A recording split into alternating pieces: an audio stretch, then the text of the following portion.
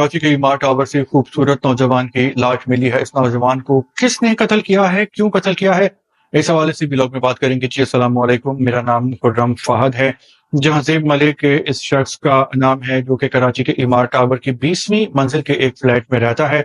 इमार tower Karachi के कीमती तरीन और महंगी तरीन जगह है, जहां पे फ्लैट्स की कीमत 10 से 20 करोड़ के दरमियान है। और यहाँ पे जो रहता है उसको ऐसा लगता है कि वो पानी के ऊपर रह रहा है, क्योंकि पानी यहाँ से बहुत करीब है और यहाँ पे रहना हर किसी के बस की बात नहीं है। जहांजेब मलिक अपनी बीवी शीरी और 2 बच्चों के साथ 1 महीना पहले शिफ्ट हुए थे और साहिल पुलिस को इतला दी गई कि यहाँ पे कत्ल की खौफनाक वारदात हो गई है।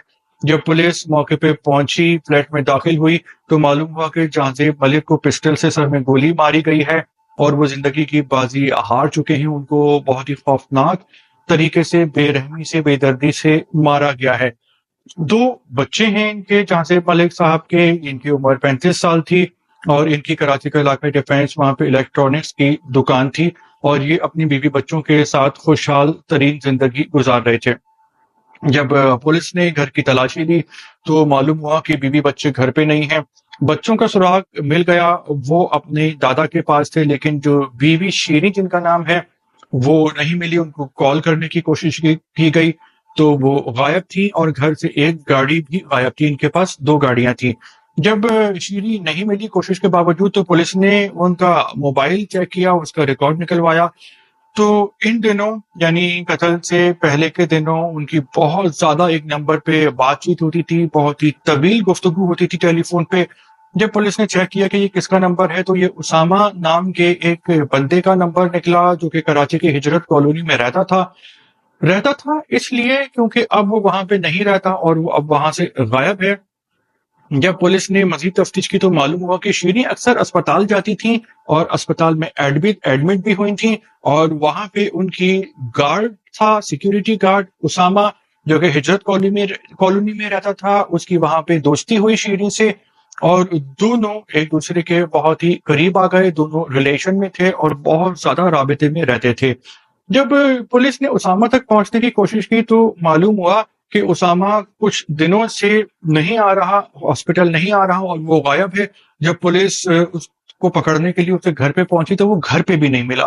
फिर जब पुलिस ने मजीद इन्वेस्टिगेशन की, टेक्नोलॉजी का इस्तेमाल किया और दोनों का फोन से उनको ट्रेस किया, तो मालूम हुआ कि दोनों एक ही जगह हैं और दोनों की लोकेशन ट्रेस हो गई। जब पुलिस वहां पे पहुंची, दोनों को पकड़ लिया और इन दोनों ने इकरार जुर्म कर लिया है और मान गए हैं कि दोनों एक दूसरे की मोहब्बत का शिकार थे और इनके राबिते थे कुछ दिनों से, और इन्होंने एक दूसरे के साथ अपना जीवन बिताने के लिए अपना जो शौहर है शीरी का, जहांजेब मलिक साहब, उनको मार दिया। तो एक बहुत ही घिनौनी किस्म की वारदात हुई है इमारत टावर्स में। ये बहुत ही कीमती तरीन अपार्टमेंट्स हैं, लेकिन यहाँ पे कुछ अरसा पहले अपार्टमेंट की बालकनी से एक खातून गिर के जान की बाजी हार गई थी और इस तरह की खबरें चली थी कि इनको किसी ने धक्का दिया है। इससे पहले एक शहबाज नाम का नौजवान था जो कि उसी इमारत अपार्टमेंट्स में रहता था और उसका बच्चा खेल रहा था, तो वो समंदर में चला गया, क्योंकि ये अपार्टमेंट समंदर के बिल्कुल करीब चंद फीट के फासले पे वाक़ है। इसको समंदर के पास ही कहें तो बिल्कुल ठीक होगा। तो शहबाज ने अपने बच्चों को देखा तो बचाने की कोशिश की, तो बच्चा बच गया, लेकिन शहबाज नामी जो इंसान है वो अपनी जान से चले गए। तो यहाँ पे अजीब किस्म के पर असरार वाकयात हो रहे हैं और कई खूनी हादसे हो जाते हैं, जिससे बहुत से जो लोग हैं अभी तक जान की बाजी हार चुके हैं।